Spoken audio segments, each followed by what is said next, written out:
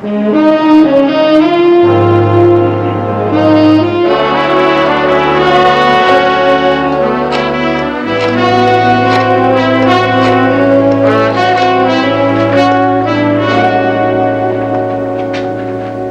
Britt Reed, please. This is Pat Allen at the office. Well, when do you expect him? This is important. Then can you try to reach him and have him call me back on the nightline? I need his okay on something. No, it can't wait till morning. Look, I'm sitting on a hot story and I have to have his permission to break it wide open. Yeah. Okay. I'll be right here.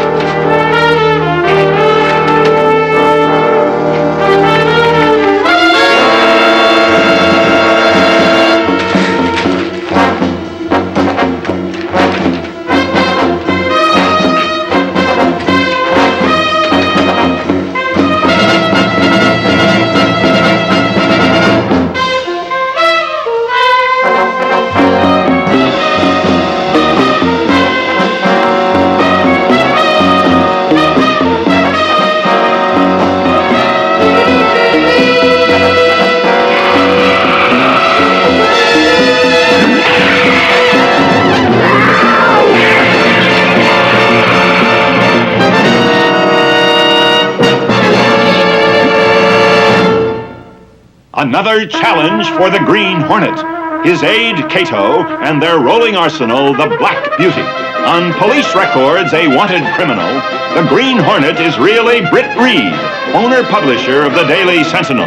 His dual identity known only to his secretary and to the district attorney. And now, to protect the rights and lives of decent citizens, rides the Green Hornet.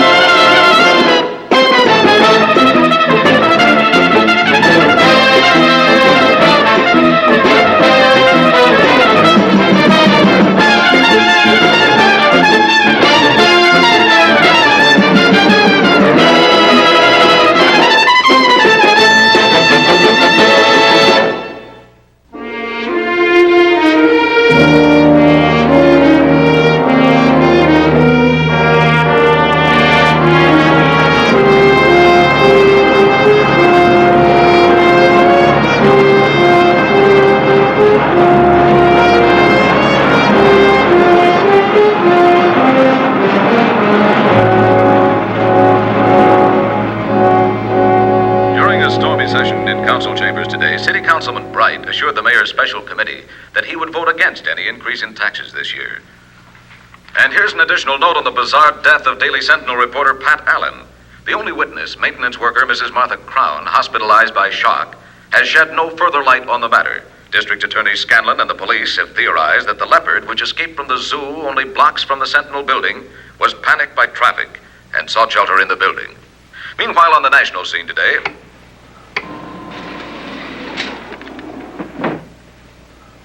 how could the leopard have gotten to the city room 8 floors above the street? And why would it kill Pat Allen? That's something we have to find out. How's Mike taking it? Badly. He's in there now cleaning out Pat's desk.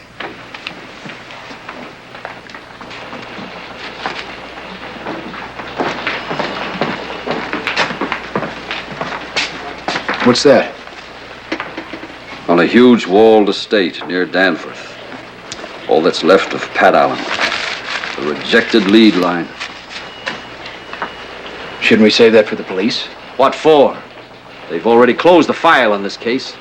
Accidental death indeed. When was the last time you saw a leopard accidentally wander into a city room and kill a reporter? Easy, Mike. We all feel as bad about this as you do. I never had a son.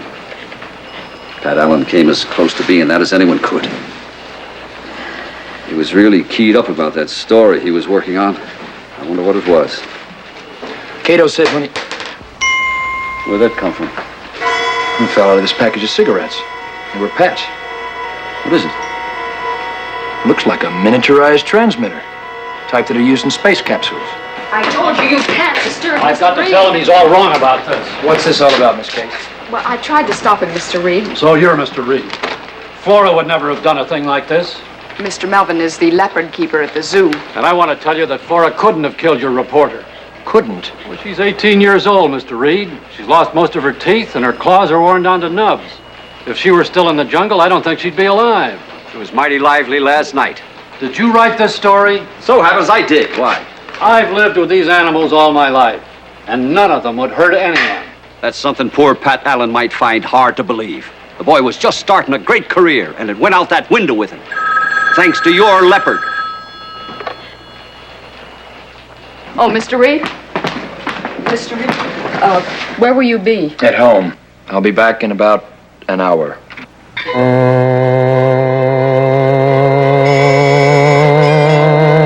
I think you got a pretty tight case, Captain. I'll send one of my deputies over in the morning. Yes, I'll be waiting for your letter. Thank you. Oh, Mr. Scanlon. Yes. Here's the gemologist's report. Thank you. Yeah, that's interesting. That's very interesting. I'll be gone for about an hour or so. Right.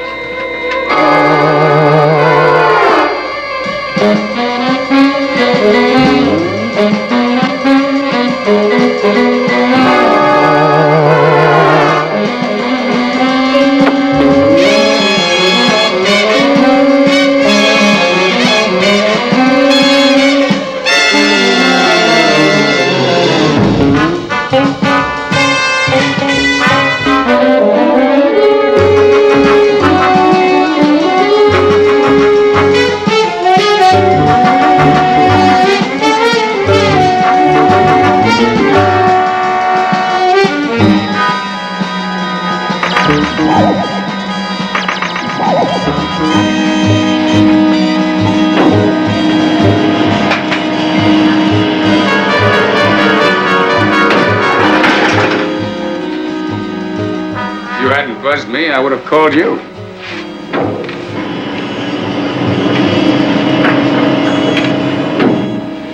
There's one piece of evidence that I withheld from the press. There was a good-sized diamond found on your reporter's desk. Diamond? Here's the gemologist's report on it. The stone is genuine, all right. It's worth between $10,000 and $15,000. That fits in. With what? This. A miniaturized transmitter. I don't get it. You will.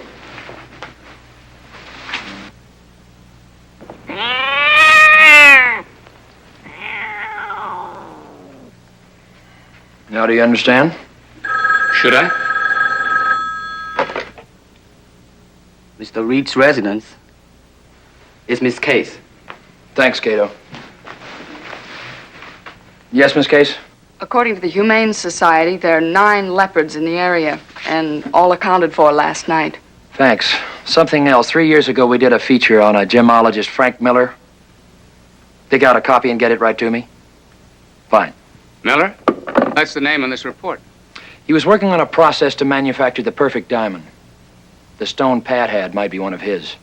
But why? Well, supposing Pat Allen stumbled onto something much bigger than he expected. To cover, someone using this, tuned to send out an ultra-high frequency tone, and a leopard trained to respond to that tone and kill the nearest human to it. That someone programmed Pat Allen to die. Can you prove it? No. But the Green Hornet will.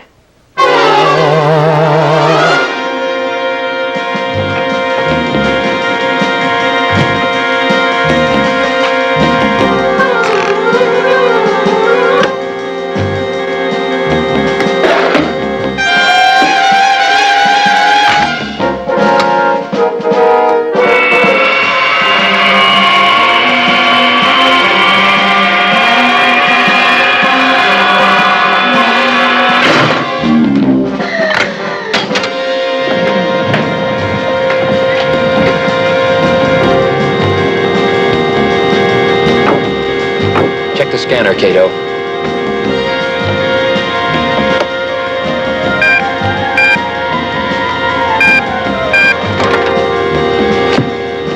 Check. Stick to the back streets, Cato.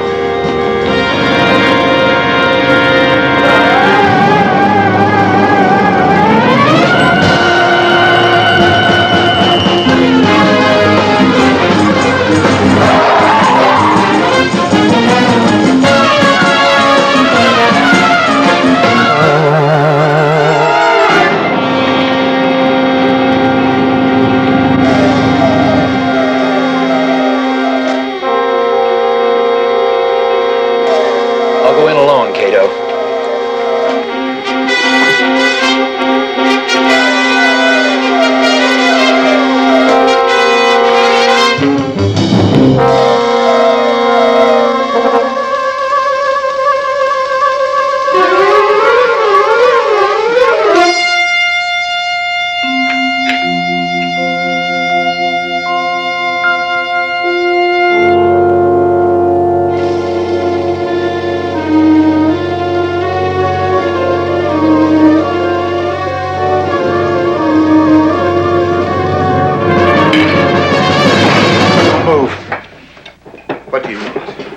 Do you know who I am?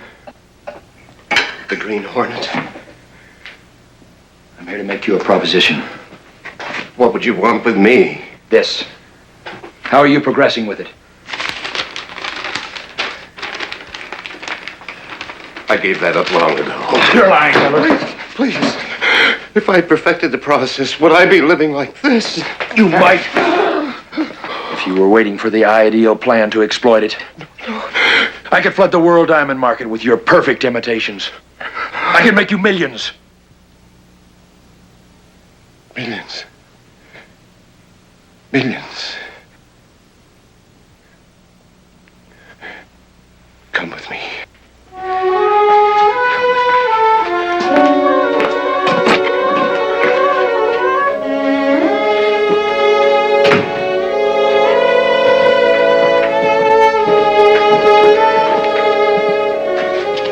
This is the oven.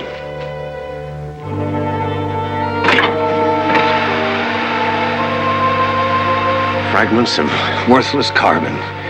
Pieces of coal. I expose them to the same heat they would experience close to the Earth's core. Of course, I prepare them chemically first, rendering them singly refractive, the mark of the pure diamond. And at these early stages of my scientific methodology, this is the final step.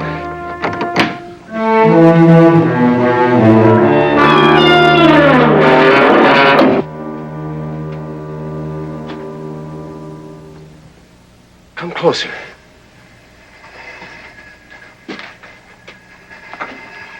This is the final step. 50 degrees below zero. They're beautiful, aren't they? Don't touch them. No. Their extreme cold would rip the flesh from your hands. I'll get you something that you can handle them safely. Let me get one for you.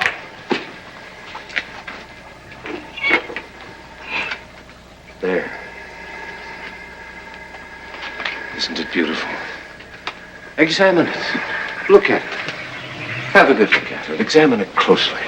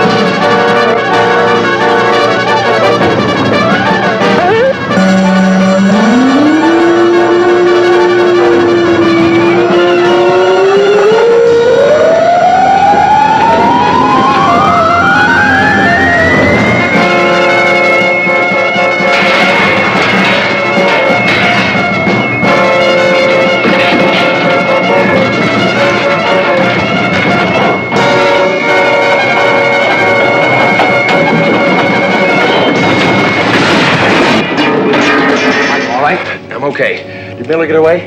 Yes. Let's go.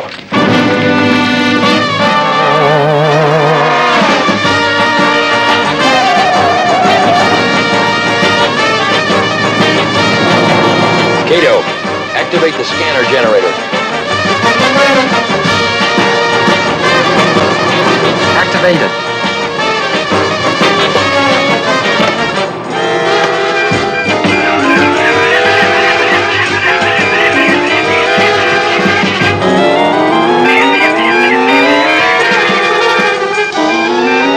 Scanner aloft.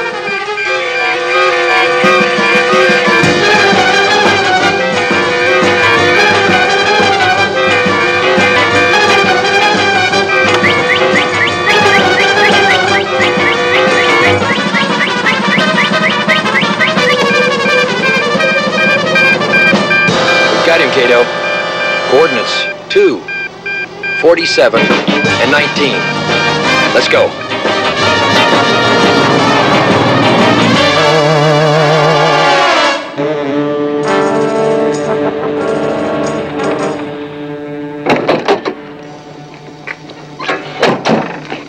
I've been here before as Britt Reed. The widow of Bella DeLukens lives here. He was one of the wealthiest diamond merchants in the world. Do it this way. This is my district right here. Yes. I disagree. No, nobody else is going to interfere. Gentlemen, please let's come to order. May I begin this meeting by expressing my regrets to Professor Miller. I know it was a trying experience, but we hope well worth it. And now for the business at hand. First, let me read you a note from Jeremy Clark, our Far Eastern representative. Just a short note to acknowledge your inquiry of June 2nd. I will forward all requested information in the month. What was that? Only a pet, gentlemen. And also my burglar alarm.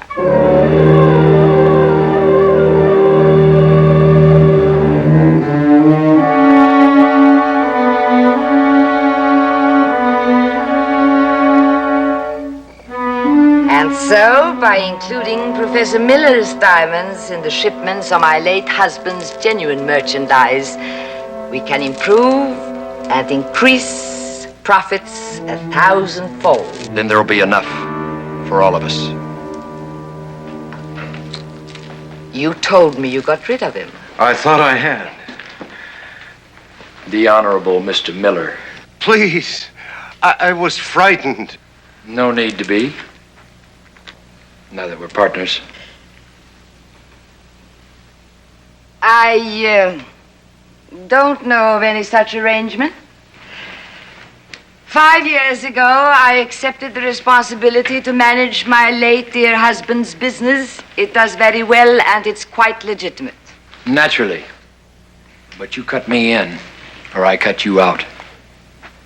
And I want half. And how do you propose to do that? By informing the International Diamond Merchants Association of your operation. You know my terms. Take them or leave them.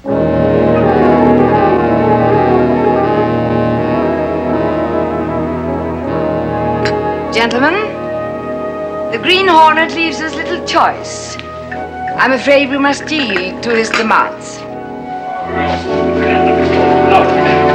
Let me go, you gorillas. I tell you, I'm just out for my evening stroll. Now, who is this man? His name is Axford. He's a reporter for the Daily Sentinel. The Green Hornet, eh? I should have known you were involved in this. It seems your plan wasn't as secret as you thought it was. Not by a long shot. You don't go around killing reporters and get away with it. Besides, you left a trail a Cub Scout could follow. Oh, now really, Mr. Axford, you're being too modest. It must have taken a keen investigator to uncover us. How did you find us? Easy. Knowing the cops had closed the case, I went to Pat Allen's apartment and shook it down real good. And what did you find there? A piece of paper in one of Pat's jackets hanging in the closet. And your name on it. And the address of one of those electronics outfits. They told me you bought quite a few of those transmitters. Didn't take much guessing to figure out who planted one of them on Pat. In any case, all this information is going to die with you, Mr. Axford. Don't count on that. My boss, Britt Reed, is pretty clever. If I can pick up the pieces, he sure can too. That is a chance we'll have to take. You kill a second reporter, you've got big trouble. That's a chance I'd be pleased to take. My first contribution to our partnership. Why, you... Let go! Let go! You can't turn me over to the Green Hornet. I don't mind dying, but if someone's got to kill me, let it be anyone but him.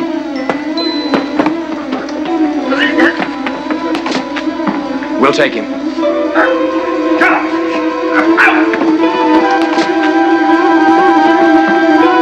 I'll be in touch. Partners. Nothing to concern ourselves about, gentlemen. That partnership will be dissolved in a matter of moments, you see. My young man planted one of those transmitters in Mr. Axford's pockets.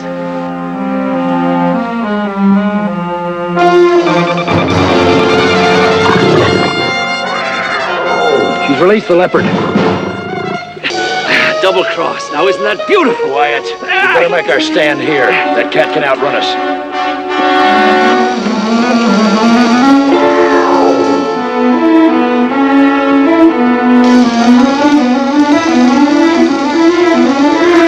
Axford, come back. Axford.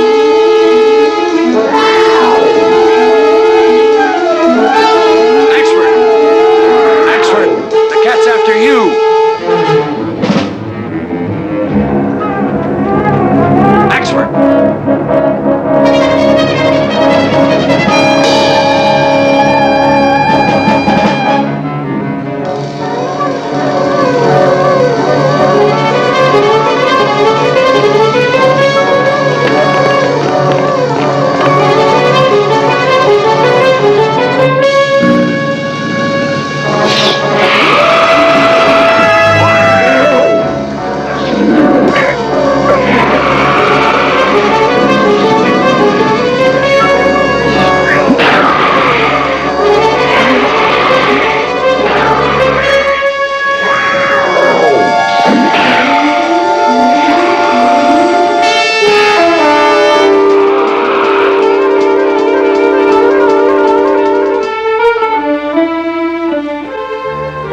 You'll be all right. You just got a whiff of the gas.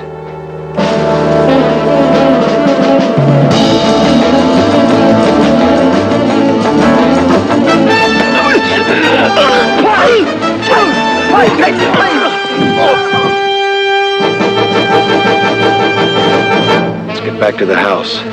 The time has come to end a beautiful partnership.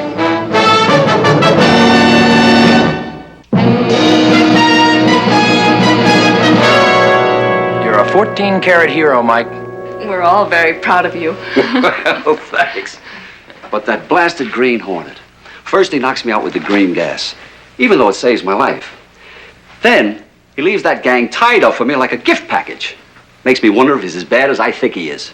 Pretty confusing, isn't it? I'll say it is. Next thing you know, he'll be helping old ladies cross the street.